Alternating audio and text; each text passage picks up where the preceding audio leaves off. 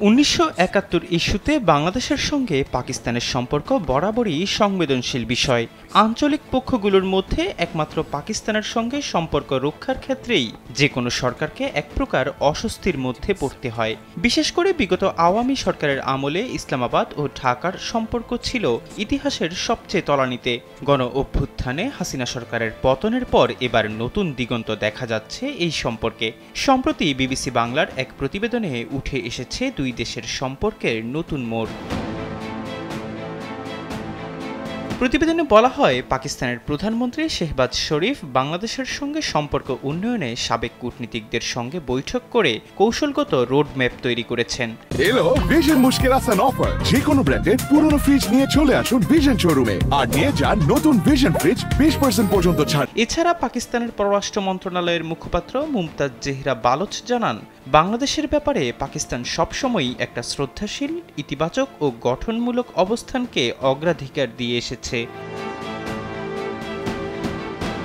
বাংলাদেশের পররাষ্ট্র উপদেষ্টা মোহাম্মদ তৌহিদ হোসেনের সঙ্গে গত 30 আগস্ট ক্যামেরুনে ওআইসির সম্মেলনের ফাঁকে কথা বলেছেন পাকিস্তানের পররাষ্ট্র সচিব। পররাষ্ট্র উপদেষ্টার সঙ্গে দেখা করেছেন পাকিস্তানের হাইকমিশনারও। দুই দেশের সম্পর্ক স্থাপনের ক্ষেত্রে আলোচিত বিষয় ছিল 1971 সালের হত্যাকাণ্ডের বিষয়ে ক্ষমা চাওয়া বা স্বীকৃতি।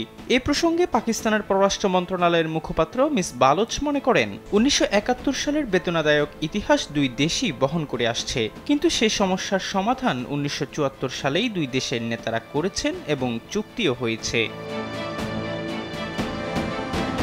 1971 সালের তিক্ততা পেছনে ফেলে 1974 সালের 23 ফেব্রুয়ারি পাকিস্তানের লাহোরে শেখ মুজিবুর রহমানকে বাংলাদেশের জাতীয় সঙ্গীত বাজিয়ে তোপধ্বনি এবং গার্ড অব অনার দিয়ে অভ্যর্থনা জানিয়েছিলেন তৎকালীন পাক প্রধানমন্ত্রী জুলফিকার আলী ভুট্টো।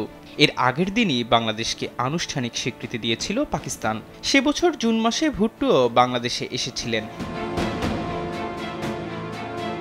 ঢাকা সফরের সময় ভুট্টো জানান, 1971 যা হয়েছে তা নিয়ে অন্তর থেকে অনুতপ্ত হতে বা তওবা করতে দেরি হয়ে যায়নি। পাকিস্তানের মানুষ বাংলাদেশের মানুষের সিদ্ধান্তকে শ্রদ্ধা জানায়। পাকিস্তানের জনগণ ও সরকার বাংলাদেশের সার্বভৌমত্ব ও স্বাধীনতাকে স্বীকার করে এবং শ্রদ্ধা জানায়। 2002 সালে তৎকালীন সেনাশাসক জেনারেল পারভেজ মোশাররফও ঢাকা সফরে এসে অনুশোচনা প্রকাশ করেন।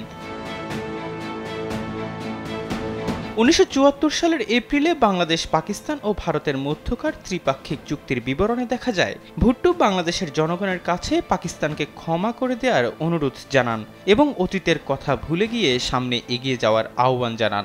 সেই অনুরোধের জবাবে শেখ মুজিবও অতীত ভুলে নতুন সূচনা করা এবং ক্ষমার নিদর্শন হিসেবে বিচার না চালানোর সিদ্ধান্ত জানান, যার কথা উল্লেখ রয়েছে যুক্তরাষ্ট্রের সংবাদ মাধ্যম নিউ ইয়র্ক টাইমসের একটি প্রতিবেদনে।